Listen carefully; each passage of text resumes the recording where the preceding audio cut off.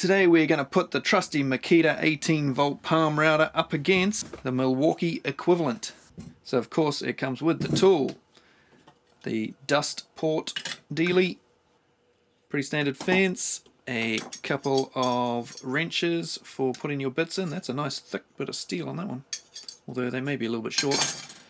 There's the screw for putting that in, which is quite painful to use on your fingers already. And a similar screw but a little bit bigger for attaching this fence, but also a large base plate, which is good. But anyone who's hoping for a nice big hole here that the bits can fit through, because the Makita one's too small, I'm afraid this one is just the same.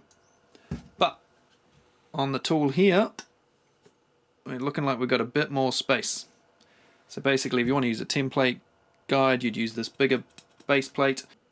If you just want to go freehand, then the plain base on here has a bit more space. It didn't come with one of these, unfortunately, and the Makita one never came with one either. This is off my corded Makita, and I think this should be standard in the box. Very handy tool. Let's have a look at the tool. It comes pre-gooed. A lot of shit on there. I noticed Milwaukee stuff seems to come with a lot of grease and stuff on them. First time I use this is going to fill up with sawdust and it's all going to be all chunky and horrible. But I do like the idea of this compared to the Makita. The Makita's adjustment is, to put it bluntly, completely useless. Because you go like this to unlock it, and then as soon as you've done that, this is likely to have moved, so any fine adjustment is nearly impossible, because when you've got it done up tight, you can't adjust it. So you flick it, and you've got to make sure you're holding onto this so it doesn't move. Now sometimes you open it, and it does that. See, it slides very easily, so yeah, not great on fine adjustment. You've got to go like that, and then when you turn it, it's quite hard to just do a very small incremental change. It sort of lurches a bit, and then you've got to hold it in place, and when you go to lock it, move slightly and you're stuffed.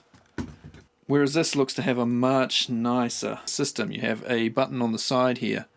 You push in, that bypasses that thread. As soon as you let go, it locks onto that thread. I like that. You've got an overall lock there. It does have this strange numbering system on here though. What the hell is that supposed to mean? What's a 64? That's what happens when you buy the Yankee Doodle version, son.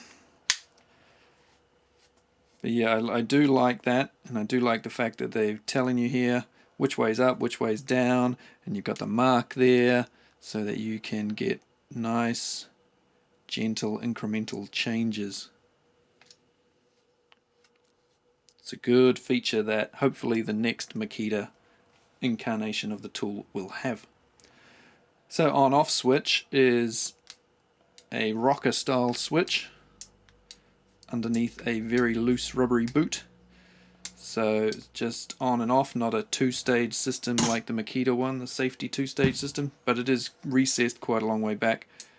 You really have to be quite hard to knock that on accidentally, I would think. It is variable speed, and that dial feels absolutely awful, and it goes up to 6.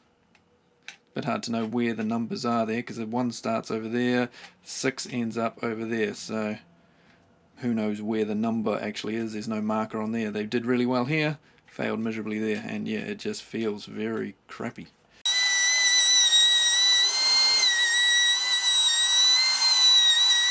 The rubbery overmoldy grippy thing feels nice. Plate looks nice. Yeah, it's a good looking little router. Now let's have a look at how the bits go in. First up, I can see it has a way smaller nut on the collet here. It's tiny compared to the Makita one. We have 2 wrenches, a small one goes around the bottom, top one around your nut, and away you go. Just like the Makita, or same as the Makita, you have a button that will engage a lock so that you can hold that down and just use the one tool. Now it comes with a 1/4 inch collet, which is captured in the nut here. Unfortunately, that's all it comes with. Doesn't come with any other sizes. The Makita one did. It comes in different sizes depending on which market you are in the world, so I won't bother listing all of those, but it's a bit of a shame there's only the one size. For the Makita one I also have a 6mm, an 8mm and a 3/8, whereas this one is just your 1/4 inch, which is fine because that's 90% of what I use anyway. It looks to be aluminium over the top of plastic, just like the Makita one. I've got two lights on the top here, just like the Makita one. Dust extraction, pretty similar to the Makita one.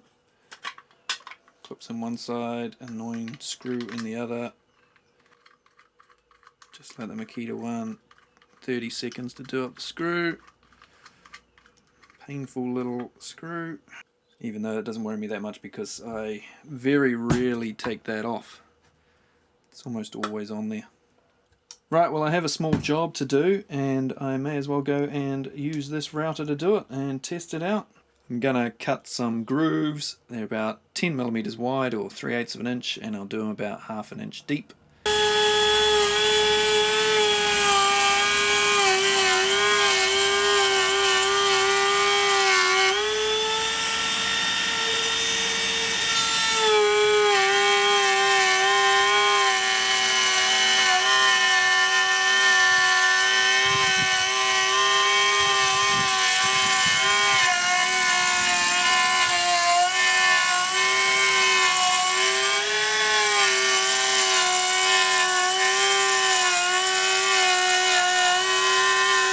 The brake is pretty impressive. It's almost instantaneous. It happens really quick.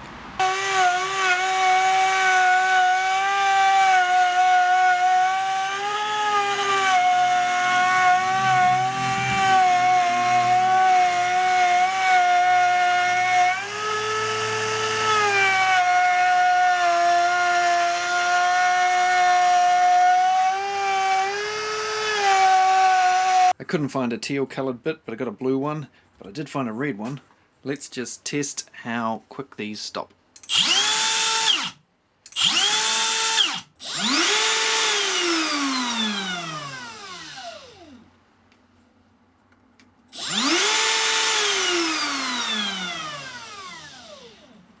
As you can see, not much of a brake on the Makita one. In the shaft and nut department, the Milwaukee is on the left, and you can see it's much thinner shaft, much smaller nut. There's a lot more meat on the Makita shaft and a much bigger nut, although the Makita does have a hole right through its shaft. Instead of having a collet that is captive in the nut, the Makita one has a nut that you take right off if you want to change the collet, and you just pop in and out different collets like so. Whereas this one you're going to have to buy a whole nut and collet. So this one makes it far easier to get parts made by other companies than it probably is for this one. We will now try this 32mm bottom clearing bit, and we'll hook it up to that. Not that, that's a mower. We'll hook it up to the dust extractor. See how that goes.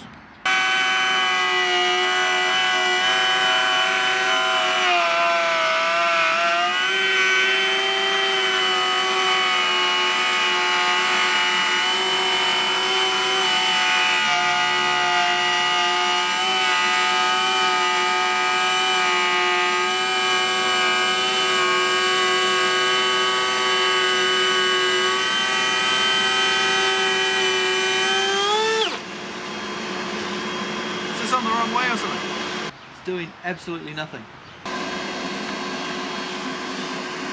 Let's try that again, bloody rain.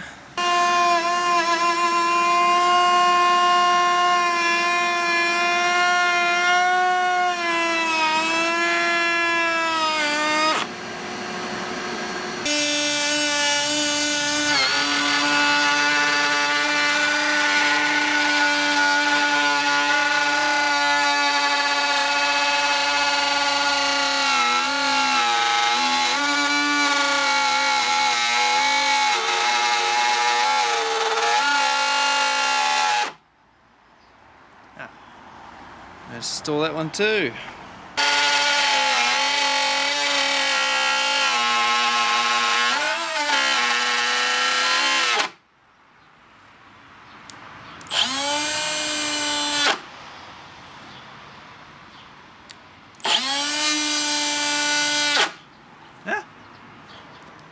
are you doing, you bloody thing?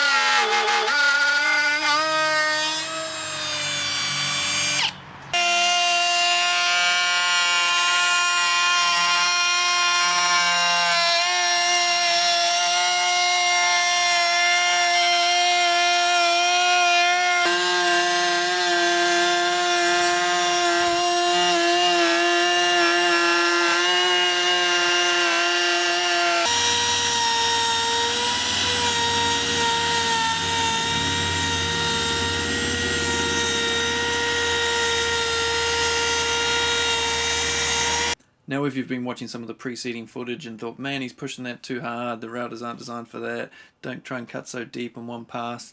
Yeah, I know all that. I review tools on YouTube. People like to see things pushed to the limit. It's how it works. I think I can speak for just about every tool reviewer that the way you see us use tools in the videos is not necessarily how we would use them in real life doing a job.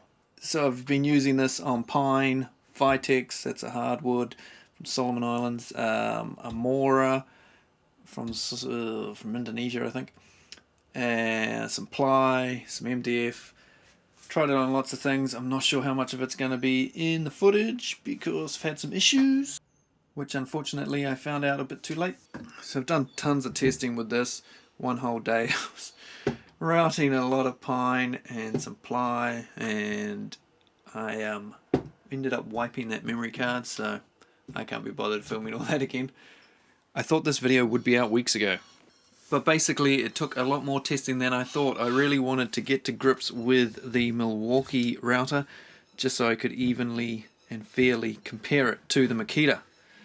So I've been using this for a couple of months now. I got it quite a while ago, even before I got that one, which by the way, look, oh, that'll be in the video tomorrow.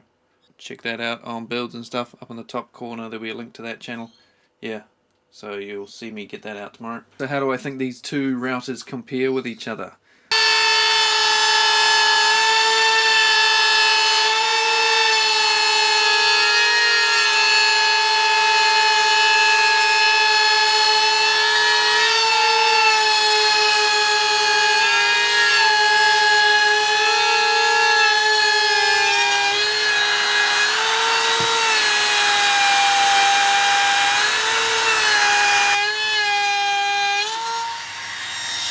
If you already have Milwaukee batteries and chargers, you will just get that. If you have Makita, get that.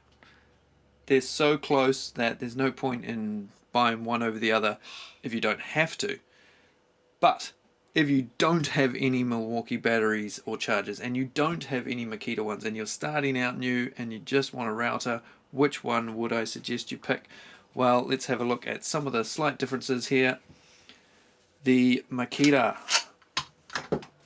has a slightly better system here for locking to take your bits out. It's just a bit easier on the thumb. It's much better to push down. Whereas the Milwaukee, it's just a bit harder to get your finger in there, and it can be a bit harder and more uncomfortable to hold. Although it does have more locking points. It's got, I don't know, half a dozen or so, whereas this one's only got 2. Not that that makes much difference. Balance and weight wise, very similar. This one will accept 6mm bits as well as 6.35mm bits, so that's quite handy. This one I had to have a separate collet for, had to buy that, which is a bit of a pain, so that's good. It does all the way from 6 up to 6.35, but you have to get a completely different nut if you want any other ones. I haven't had a look, sorry, to see if those are available. I'm guessing they are. They both seem to have pretty even power levels. That's why I wanted to keep using the Milwaukee, just to see if there was really any difference. And sometimes I thought I had found a difference, and other times close. They're just really close.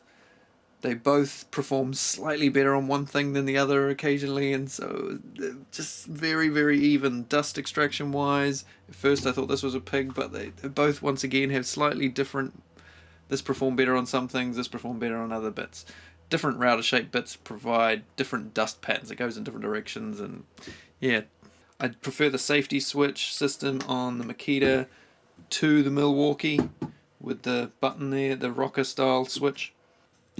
If you have this switch bumped on like so and you put a battery on, don't panic, it won't start up. You have to reset it, turn it off, turn it back on again. Battery life I'd say was a little bit better on the Makita. Well, actually quite a bit better. The battery seemed to be going down quite quick on this. The best thing about the Milwaukee over the Makita is definitely this fine adjustment area on the front here. That is by far the thing that would make me choose this over a Makita. Because of this, you can't fit this into the Makita plunge base though, so you have to buy a special plunge base for the Milwaukee. They're not interchangeable, and that may be one of the reasons why Makita went with this rack and pinion style real basic adjustment here as opposed to something like this, because Makita modeled this to fit in all of their pre-existing bases. So if you have a plunge base from your corded router and all the other bases, tilt bases, offset bases, whatever, they all fit on the cordless router. That's all interchangeable and identical. Whereas if they had put this sort of system on, they would have to redesign everything, which they obviously didn't want to do. Much better to use your existing stuff. It saves them money, it saves you money. It's a good idea. But hopefully they'll work out some way of putting a system like this on the next model while still managing to keep hold of all their pre-existing bases. See if they can work that one out. So, if I was starting from scratch, or I already had both battery systems, which one would I choose? On added value, in other words, the extra base plate you get with this, and this adjustment here, I would go for the Milwaukee. But I've used this for quite a while now. I love this tool. It's a great tool. It's almost my favorite Makita. If you saw my top 5 countdown, you'll know where this placed and how much I like this tool. Only just pipped for #1 position. Okay guys, thanks for watching. That's another Milwaukee video. Who would have thought, eh? Let me know any other brands you want down below. I know a lot of you guys want Hilti stuff. If anybody's interested in Ryobi stuff, there's actually some quite cool, weird tools that Ryobi do now, which, you know, tickle my fancy in a sort of way. I just want to, you know, have a play with them, see how good they actually are, or aren't, or whatever. So if you're interested in anything, leave it down in the comments. Hit subscribe if you haven't already. Tons more reviews always coming, of course. I don't know how I'm going to pay for all these things. I'm trying to pump out so many at the moment, and I need to start a Patreon page. If you want to support me on Patreon, leave a comment down below. I haven't got a Patreon page, but you know, maybe we'll start one day. Then we could like get money from Patreon and use that to buy tools. I review the tools, and then I could give them away to the Patreon members. If you think that's a good idea, down below. Thanks guys. See you on another one. Stay safe in this crazy world that we're living in at the moment. And yeah, I'll catch you on the flip side. Whatever that means.